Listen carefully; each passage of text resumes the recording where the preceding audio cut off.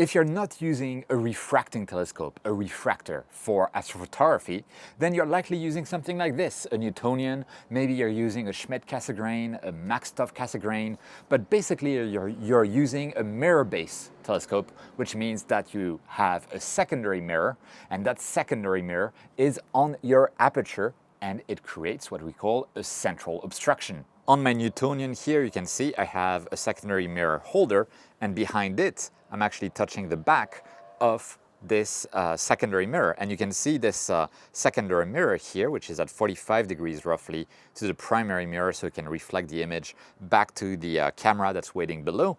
Well, it's reflected as a shadow in the primary mirror itself. That's typical of a Newtonian. And that secondary mirror here and its shadow is basically a central obstruction. If I look at the telescope straight on, you can see the primary mirror at the back, and then the central obstruction, which is taking a certain diameter and surface area from the main light collecting area that I have for the telescope. But what is the impact of that central obstruction on your imaging? And the reason I'm making this video, because I saw a review by Nico Carver from Nebula Photos, I'll put the link up above and down in the description, about the Sharpstar SCA 310 telescope, which is a massive telescope with an aperture of 310 millimeters, a focal ratio of I think 3.7 or 3.8. Yeah, I think the focal length was 1,118 millimeters, something like that. And the central obstruction on that telescope is massive. The central obstruction, if I remember from memory, is 184 millimeters. It's like the central obstruction on the SCA 310 is larger than the entire aperture on my Newtonian, which is insane. But that means that central obstruction, it has to have an impact on your imaging, right? And you often hear that the only impact it has is for visual astronomy, like a loss of contrast, and that's it, so you shouldn't really worry about the central obstruction.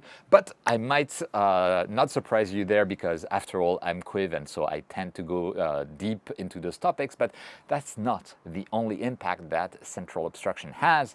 It has, I would say, three main impacts. The first one, and is something that I'm sure someone can quantify, but I have not been able to find proper formulae about that, is that it apparently does degrade the maximum theoretical resolution that can be achieved by your telescope. And I searched online about formulae and stuff like that to determine exactly what's going on. I couldn't find anything that was satisfactory. And I found stuff about the impact on the Dawes limit, but the Dawes limit itself, its impact on resolution is not quite clear. So yeah, I kind of gave up on that. But let's just say in a nebulous term, because we are doing astrophotography, I'm so sorry about the dad joke, that, well, it has some impact on resolution, probably not enough to really worry us that much. Anyway, even with a small Newtonian, I'm beating up most refractors on the market in terms of aperture, right? So yeah, resolution is not my main concern. What is another source of impacts? If you watch my videos, you'll know some of that already. It is the impact that it has when you're using narrowband filters. This is something that I've explained in a lot of videos in the past, but basically when you have obviously a central aperture and your telescope is forming the image at the center of your focal plane on your camera, well, you have light rays that enter the telescope basically perpendicular to the aperture itself and perpendicular to the primary mirror. They enter that, and then they get mirrored at different angles, right? And the steepness of that angle depends on your focal ratio. But the fact is, the light rays that go through the center of the telescope are the ones that basically end up with the shallower angles when they reach your sensor at the back, but also, most importantly, the filters in front of your sensor.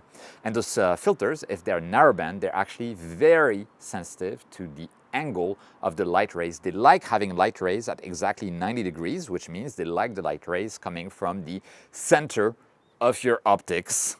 But here, obviously, well, my optics, they don't transmit the light rays at the center at all, which means I have light rays that end up arriving, all of them, at a non-square angle to the filter. And that has an impact on the transmission of your narrowband filter on your target wavelength. And that impact I can actually quantify precisely because I've already made a video about that with a calculator. Other people have done better calculators based on my video. I'll put the link to the video up above and down in the description, by the way. But also there is a plugin for Nina or Pins, both, I don't know, that lets you do this calculation. And we'll look at the impact that central obstruction has based on that tool. So that's the second impact beyond just like a loss of contrast for visual astronomy that having a central obstruction, even a large central obstruction, has.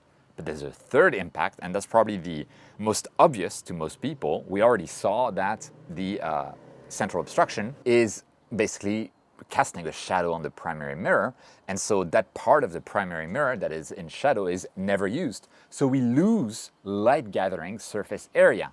This affects effectively the number of photons that we could get per unit of surface area per unit of time. For instance, the number of photons that I can get per pixel per second. The larger the central obstruction, the less that number will be. Meaning that even if I have a very fast focal ratio, if my central obstruction is huge, that focal ratio is no longer a good indicator of the speed of your telescope, right? Because the central obstruction is lowering the efficiency of the light gathering of your telescope. And your focal ratio, it only does two things. It looks at your aperture and says, you have a large aperture, you're getting a lot of light through that. And then it looks at your focal length and it says, you have a long focal length as well, meaning that light you've gathered, you're actually spreading it quite thin, right? So you get fewer photons per pixels per second. That's what the focal ratio does. But all bets are off when you have a central obstruction. The speed of your telescope and the speed of your entire imaging train can no longer be precisely characterized by your focal ratio. And that's the second really important thing about central obstruction and the impact that it has on us. By the way, I know people with refractors are like giggling watching this video, like, yeah, I'm not affected. So we'll see and we'll compute the actual impact that a couple of telescopes have because of the central obstruction to see exactly what is the problem with central obstruction. So with that, let's have a look at the computations. I'll go inside and show you the, not imaging results, because despite the sun there, it's a lie. We're still in the rainy season. I still haven't had a single proper night for the past month. But yes, we'll go inside and look at the calculations to see what the impact is on those two things that I mentioned already, and we'll look at several telescopes.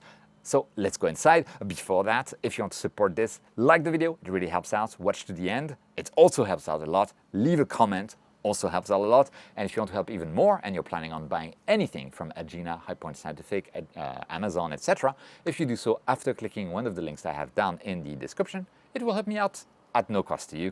If you want to help even more and make all of this work on the channel possible, you can become a sponsor of the channel by becoming a channel member. It's the join button next to the subscribe button, or a Patreon supporter. The link is down in the description. And you guys, you know it. I say it every time. You make everything possible. Thank you so much. With that, let's really go inside this time to look at the impacts of central obstruction. Oh, and by the way, I get also asked often, like, why does the central obstruction not even appear in the images at all? And I want to quickly clarify on that because it's basically the same reason why if you have a Schmidt-Cassegrain and then you have like lots of dust on your corrector plate, well, you don't see that dust in the final images. That's because the dust is out of focus. And for that, basically, you can imagine that you have a magic Newtonian or Schmidt-Cassegrain telescope that can actually focus on at the distance of your secondary mirror. It makes no sense, but just imagine that. And then that's what you would see on the image, right? You're focused on the secondary mirror, so you see a very dark, sharp shape there, as you would expect. But then you start focusing beyond your secondary mirror, further and further away, and that blurs the secondary mirror. It becomes out of focus. And then once you're starting to focus on trees a bit beyond your house, then the secondary obstruction is almost invisible. It's actually probably even more blurry than what I'm showing right now. And then finally, that central obstruction, like the blur that's semi-transparent, as you can see, is it spreads out so much that it's covering the entire image, your entire sensor. And so from the sensor point of view, it's just like, oh, the image is slightly less bright than on the first image background, right? We have a slightly darker image here because the central obstruction shadow there is out of focus on your image. And that represents very well actually the loss of photons per pixel per second, for instance, that comes with having a central obstruction. Then now let's look at the impact that your central obstruction has on narrowband filters. Let's start with the SCA310, the thing that started the idea for this whole video, right? So I'm going to go into Touch and Stars, and by the way, in Touch and Stars, if you go to Settings, Plugin Management, you have the narrowband filter calculator here that you can use to do the same calculations that I'm going to do right now. So here it is. And so we can input this information. Unfortunately, right now, the calculator has an issue that it doesn't allow values more than 300 millimeters. Like if I put more, it doesn't like it. So we're going to just assume a slightly smaller total aperture. The focal length of this guy is what, 1178. We're going to say that the peak transmittance of the filter is 90%. And the central obstruction, for now, I'm going to leave it blank, right? And we're looking at, let's say, a filter, a 3 nanometer sulfur 2 filter. This would be the filter that is most affected by this kind of stuff. We're going to make it a bit less good, so it's not going to be a chroma filter. It's going to be more something like Optolong type of filter. Okay, so now we have here a 3 nanometer bandpass filter for sulfur 2. Everything's good, and you can see that it computes that without any central obstruction, even though the filter transmittance is 0.9, because the optics are so fast already, we're already only at 75% of total transmittance across the entire aperture, right? So we're losing some desired bandpass while still letting the light pollution in. It's really a double whammy. And so let's see what happens if I add the central obstruction of 184 millimeters. Bam! We're losing almost 10% immediately of transmission. Like, this does not include the shadow of the central obstruction, like the out of focus shadow on the central obstruction stealing light from your optics. This is just because of the filter. The impact would be much less with a wider bandpass filter, like 7 nanometers. And let's say a slightly flatter bandpass at the top. Now with the central obstruction, we're at 90%, like basically we don't have any issues, right? But that means that we are restricted in the filters we can choose. I probably wouldn't use a 3 nanometer bandpass filter with this particular telescope, right? Because I'm losing too much light, especially if it's a low quality filter. If we go for a high quality filter like Chroma, so let's go for Chroma S2, hopefully it's gonna load it, there it is. Chroma S2 with really good specs, better refractive index, then things get much better because of mostly of the refractive index of the glass and the peak transmittance. I would say even for Chroma, the peak transmittance is probably at 91%. Refractive index is 2 actually, so this is the figure we get for Chroma with the central aperture. Even if I remove the central aperture, I don't think we would see a huge difference. Exactly, right? So, but again, the point is, it restricts you in your choice of narrowband filters. Now let's see for another telescope, a super popular RASA 8 telescope, which already has issues with narrowband filters. So I'm going to be nice. I'm going to start with 7 nanometer filters, and we'll see the impact that the central obstruction has. So let's let's put the information, aperture 203, focal length 400. Okay, and we get, with a 7 nanometer filter, a transmission without any central obstruction of only 52% across the whole aperture, and this is because the optics are so fast and the light rays are at such high angles, except at the center of the aperture, because now we're basically saying we don't have any central obstruction. Central obstruction, I think, is going to make things worse. Let's see, the central obstruction is 93 millimeters diameter. There we go. Let's input it, and we lose 10%, just like before. at 42% now. So yeah, there you go. You have the impact of the central obstruction to narrowband filters, something to keep in mind. Now, let's go somewhere else now. What is the impact without any filter, like no issue of narrowband filter, none of that, on the number of photons per pixel per second that you get compared to a telescope of the same aperture that doesn't have a central obstruction? Well, it's simple actually. What we can do is I can compute the surface area of my primary mirror and subtract to it the surface area from my secondary mirror, right? And then that means I get the useful surface area, the surface area that's actually gathering light for me, right? And now that I know the useful surface area that is gathering light for me, I can basically look at what diameter refractor, without any central obstruction, what diameter refractor would achieve the same surface area, the same light gathering capability as my mirrored telescope, right? That's what we can do. So let's have a look at the SCA 310, right? So aperture side is 310 millimeters. So the surface area should be the radius, 155, times the radius, so squared, times pi r squared, right? So that's the surface area in millimeters squared, right? Now we can remove the surface area from the central obstruction, which has a radius of 92 millimeters for a diameter of 184 according to the specs. So let's do 92 times pi, and that is my surface area, like the useful surface area of the optics that actually gather light for my particular telescope. I mean, I wish I had that, for the SCA 310 telescope, right, with this massive secondary mirror. By the way, the secondary mirror is not always a measure of the total central obstruction. Sometimes you have baffles as well. For instance, the ETX 125 had baffles that increased the central obstruction compared to just the secondary mirror, or the spot on the front of the telescope. So it's an approximation. I'm assuming the secondary mirror is the entirety of your central obstruction. So now we need to solve the equation. Okay, what refractor would give me the same surface area of the optics as the useful surface area that I have on my SCA 310? So for that, it's just saying like, okay, what is the radius? What is going to be solving this equation there for me?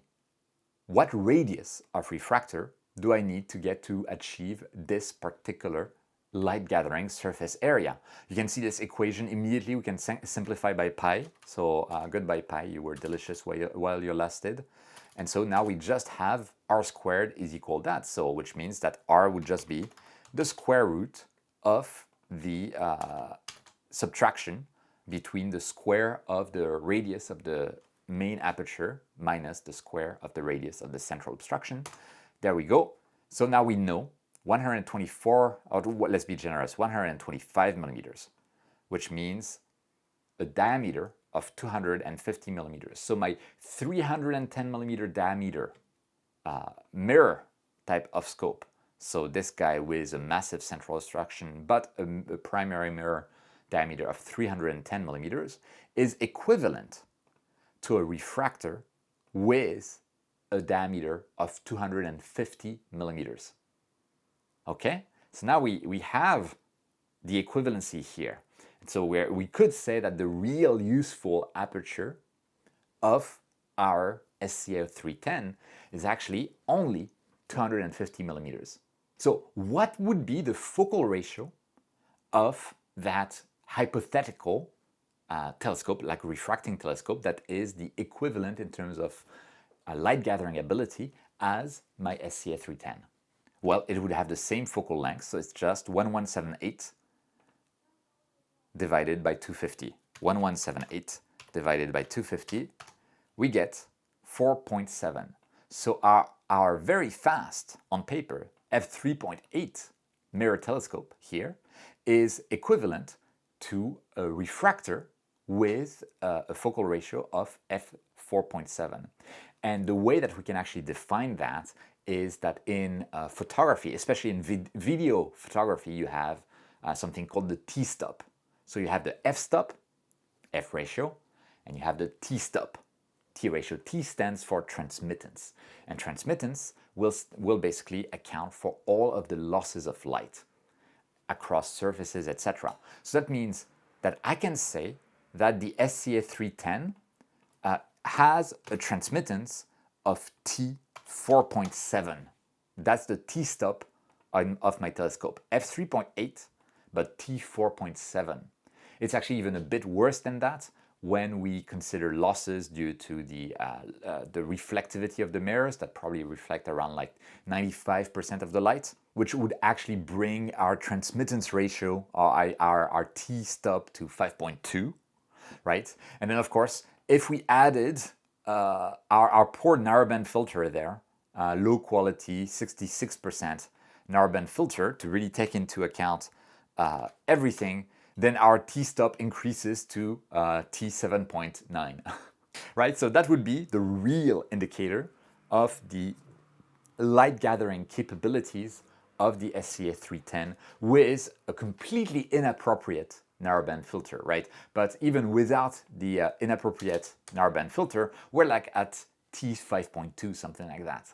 So that telescope is not as fast as it would appear to be on paper.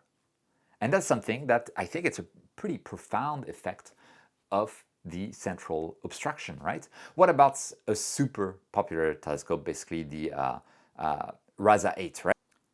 So we remember the formula. The formula is just the square root of the radius squared of the main aperture minus the radius squared of the central obstruction, which gives us that basically my RASA 8 is equivalent in terms of speed to a refractor with an aperture of 180 millimeters, right? And so that theoretical refractor would have a focal ratio of f2.2 on that hypothetical refractor, which means that the RASA 8 has a t-stop based only on the central obstruction of T2.2 versus its initial focal ratio that's supposed to be f2, right? So at least it's less dramatic than with the other, right? With our massive central obstruction telescope, the SCA310.